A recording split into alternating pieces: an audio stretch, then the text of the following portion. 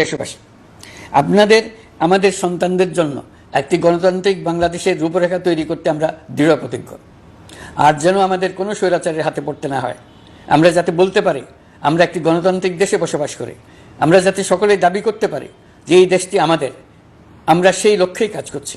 কেউ আইন নিজের হাতে তুলে নেবেন না। আইন নিজের হাতে তুলে নিয়ে কেউ সমাজে বিশৃঙ্খল পরিবেশ সৃষ্টি করলে আমরা তাকে অবশ্যই শাস্তির আওতায় নিয়ে আসব। আমরা একটি সাম্প্রদায়িক সম্প্রীতির দেশ।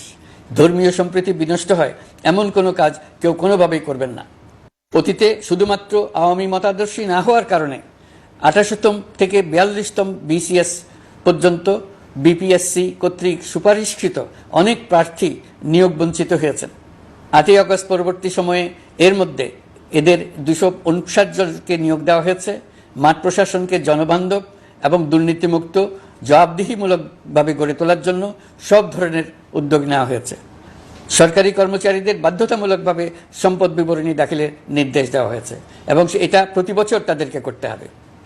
ধ্বংস হয়ে পড়া একটা জনপ্রশাসনকে নিয়ে যাত্রা শুরু করেছি। মন্ত্রণালয়গুলোর উচ্চতম পদে যারা নিয়োজিত ছিলেন তারা অনেকে দায়িত্ব ছেড়ে চলে গেছেন, কিংবা পদে থাকলেও সহকর্মীদের চাপের মুখে কাজ করতে পারছিলেন না, বাধ্য হয়ে পদত্যাগ করেছেন।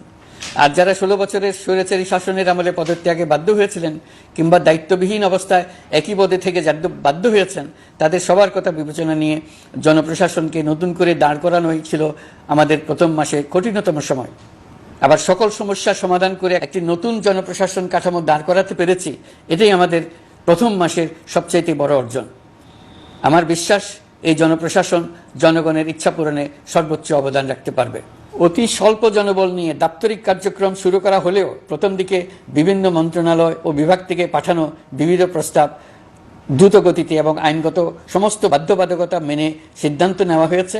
গত এক মাসে বিভিন্ন মন্ত্রণালয় ও বিভাগ 198টি অতি গুরুত্বপূর্ণ বিষয়ে সিদ্ধান্ত নিয়েছে। জনপ্রশাসনের 135 জন অতিরিক্ত সচিব, 227 জন যুগ্ম সচিব এবং 120 জন উপসচিবকে পদোন্নতি প্রদান করা হয়েছে। 59টি জেলার জেলা প্রশাসককে প্রত্যাহার করা হয়েছে এবং নতুন 59 জন জেলা প্রশাসককে নিয়োগ দেওয়া হয়েছে। 67 জন কর্মকর্তার চুক্তিভিত্তিক নিয়োগ বাতিল করা হয়েছে। 10 জন যুগ্ম সচিব, 8 জন অতিরিক্ত সচিব, 6 জন সচিবকে ওএসডি করা হয়েছে। বাংলাদেশ পুলিশের 80 জন ডিআইজি, 30 জন পুলিশ সুপার সহ 110 জনকে পদোন্নতি প্রদান করা হয়েছে। 1 জন ডিআইজি, 1 জন এডিশনাল ডিআইজি, 4 জন পুলিশ সুপারকে চাকরিতে পুনর্বহাল করা হয়েছে। আইজিপি সহ 10 জন অতিরিক্ত আইজি, 88 জন ডিআইজি, 21 জন এডিশনাল ডিআইজি, 177 জন পুলিশ সুপার সহ মোট 297 জন কর্মকর্তাকে বদলি করা হয়েছে। ছাত্র শ্রমিক জনতার বিপ্লবের মূল লক্ষ্য ছিল গণভবন। এটা ছিল স্বৈরাচারের কেন্দ্রবিন্দু। এই সরকার বিপ্লবের প্রতি সম্মান দেখিয়ে গণভবনকে বিপ্লবের জাদুঘর হিসেবে ঘোষণা দিয়েছে। ছাত্র জনতার ক্ষোভকে স্থায়ীভাবে তুলে ধরার জন্য গণভবনের আর কোনো সংস্কার করা হবে না। ছাত্র জনতার ক্ষোভের মুখে তা যে অবস্থায় দাঁড়িয়েছিল সেই অবস্থায় তাকে রাখা হবে। যেসব মূল্যবান সামগ্রী জনতা নিয়ে গিয়েছিল সেগুলো অনেক ফেরত দিয়ে গেছেন। যারা নিয়ে গিয়েছেন তারা নিজেরাই ফেরত দিয়ে গেছেন।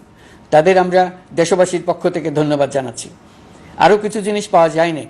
যারা নিয়ে গেছেন তাদের কাছে আমাদের অনুরোধ থাকবে তারা যেন এইসব সামগ্রী ফেরত দিয়ে যান। আমরা উল্লেখ করব এইসব বিক্ষুব্ধ জনতা নিয়ে গিয়েছিল, কিন্তু বিজয়ের পর তারা আবার জাদুঘরের প্রতি সম্মান দেখিয়ে এগুলো ফেরত দিয়ে গিয়েছেন।